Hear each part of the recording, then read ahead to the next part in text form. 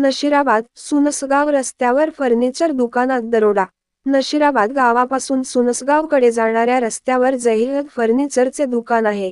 या ठिकाणी अज्ञात चोरांनी कंपनीत रात्री राहणाऱ्या 2 कामगारांना बांधून ठेवून चारचाकी वाहनात लोखंडी यंत्रसामग्री भरून माल लंपास केला। यावेळी 4 ते 5 दरोडेखोर असल्याचे समजते।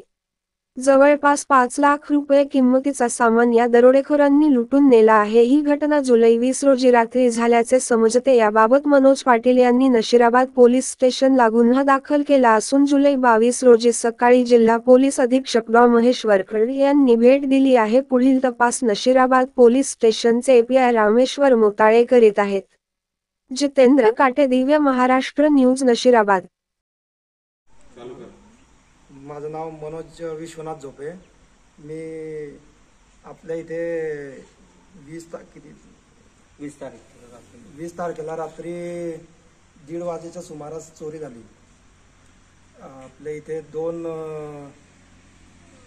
कामगार आहेत, त्यांचे हातपाय बांधून चोरी करण्यात आली। इथे आपल्या इथे आम्ही कपाटांचं आणि हॉस्पिटल फर्निचरचं काम करतो।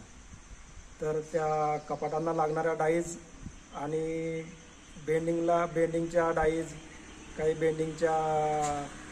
बेंडिंगचे पंच, आपले लोखंडी प्लेट्स, असे 2 ते 2.5 टन वजनाचा सामान चोरांनी चोरून नेला।